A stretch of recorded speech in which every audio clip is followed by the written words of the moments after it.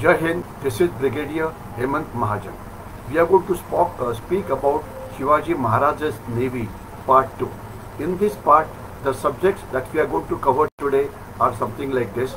First is the ships and the weapons which were used by Shivaji Maharaj's Navy. Then we will talk about the various tasks his Navy used to carry out against the enemies. Then we will talk about tactics which Shivaji Maharaj's Navy employed against the enemies, that is the Siddis, the Portuguese, etc. We will also talk about the strengths of the Shivaji Maharaj's Navy. We will talk about important battles that he fought, and most important, how did he tackle the Siddi of Janjira, and thereafter we will conclude our session. As far as the training was concerned, Shivaji Maharaj gave a very intensive training to his soldiers and sailors to fight the Europeans, the Siddis, effectively. He taught them the Naval Combat Technique, which included the close quarter combat, boarding the enemy ships, hand to hand, and the combat skills. The soldiers were required to use weapons such as swords, spears, muskets effectively in the confined spaces of the ship. He taught them about ship handling and the navigation.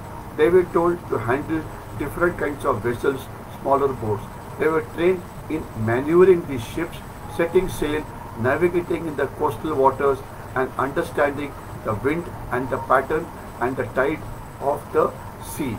They were given gunnery training because guns were the most effective weapon as far as the ships were concerned, how to fire them accurately, etc. The naval tactics were hit and run tactics, or also called as Garimikawa. They used to attack on the ships of the Europeans or Siddi, which were carrying out patrolling or carrying out raids on their forts, carrying out surprise assault using guerrilla warfare tactics, and carrying out ambushes of various types. The physical fitness and the endurance was very important. In fact, Malkham, the vertical pole, was used very well by Chhatrapati Shivaji Maharaj.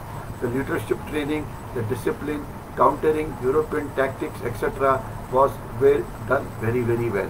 What we have to understand is Shivaji Maharaj's training methods were dynamic and evolved over a period of time.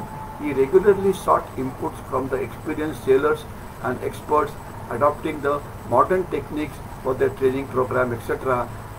Because the nature of warfare at sea was different. His was a coastal navy. He did not want to go into the deep oceans. So therefore, the tactics had to suit the resources that he had. The various ships which Shivaji Maharaj used are under galbats and gurals. They were generally manned by 40 to 50 tons, 40 to 50 sailors. The ships were in the range of 150 to 300 tons. They had two 9 to 12 pounder guns fitted in the front, and 5 to 6 pounder to 9 pounder guns fitted on the side. The galbats were the large warships which was employed by Shivaji Maharaj's Navy. The galivats were the smaller ships, and in addition to that, he had lot of merchant ships or those which were used for carrying out trade, etc. Shivaji Maharaj used the weapon of trade very effectively, because that is what gave him money for building his navy.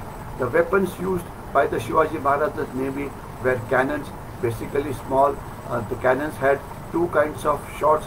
One was a solid shot and one was a shot which had an explosive. He had muskets and firearms. Swords and daggers were used when in hand-to-hand fighting, and bows and arrows were also sometimes used. The task which his navy undertook was coastal defense. The primary aim was to defend the Konkani coastline from the Siddis, the Mughals, preventing Europeans and others from harassing the common people of Konkan.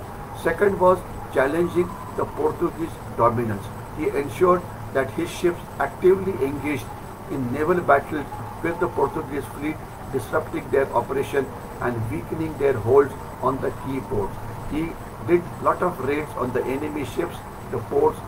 He also, his navy also supported the land campaign, and the most effective example was Surat, in which Both land army and the army from sea was also used. He used his navy to protect the maritime trade.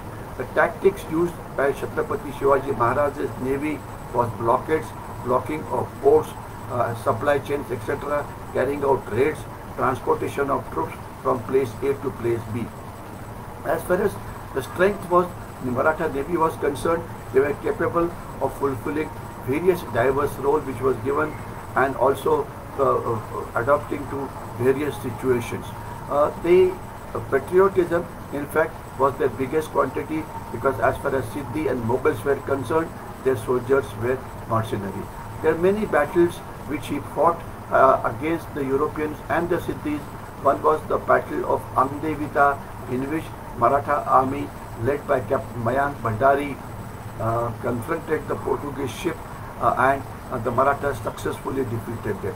The Battle of Mumbai, in which Admiral Daulat Khan engaged the Portuguese fleet near present Mumbai, and they achieved a decisive victory. The Battle of Vindhyagiri, in which they fought against the combined forces of Portuguese and the Siddi. Battle of Khanderi, which was fought against the Portuguese and the Siddi.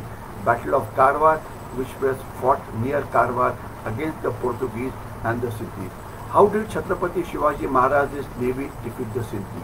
Siddi of Janjira was one of the Ethiopian pirate who had started Siddhi dynasty at Janjira fort, and he was present during Chhatrapati Shivaji Maharaj's time. He had a good navy which was swift and maneuverable.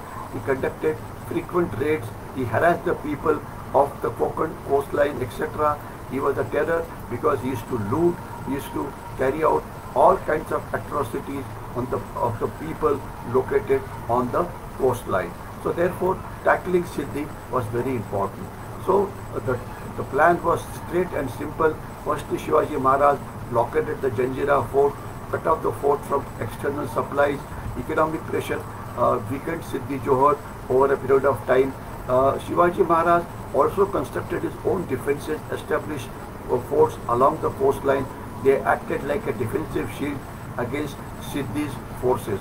He carried out raids against them. He carried out naval encounters. He captured many of the ports which were held with the Siddhis. He also had a diplomatic alliance, especially with the French, etc. And he also tried to capture Janjira.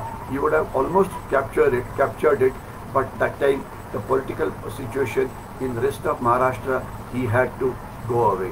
So Chhatrapati Shivaji Maharaj, by using a combination of naval warfare like economic pressure, etc., defeated the Siddhi and ensured that Konkan coastline became safe. So in short, Shivaji Maharaj's navy was a versatile and a multifaceted navy. With great determination, he established multiple bases along the coastline of Maharashtra. The Shivaji Maharaj Navy ensured that the whole coastline was protected. They also ensured that the enemies were put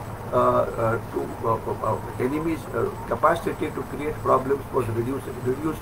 And afterwards, Shivaji Maharaj, when he passed away, he had laid a foundation for a strong and a naval force.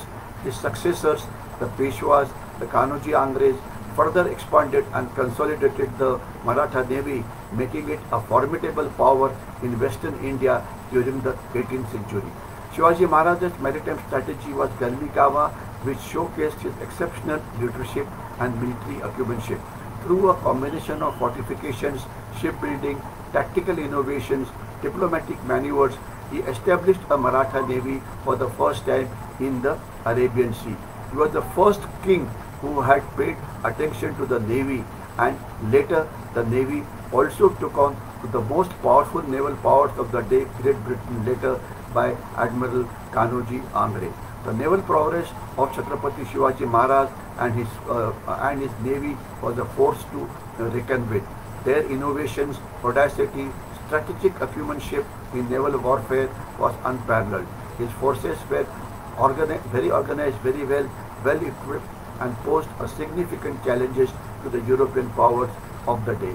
So therefore, it can very well be said that Shivaji Maharaj emerged as a formidable naval power, successfully challenging the dominance of European naval power in the Arabian Sea.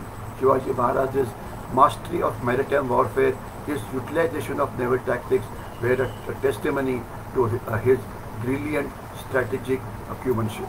I'll stop here. Thank you and Jai Hind.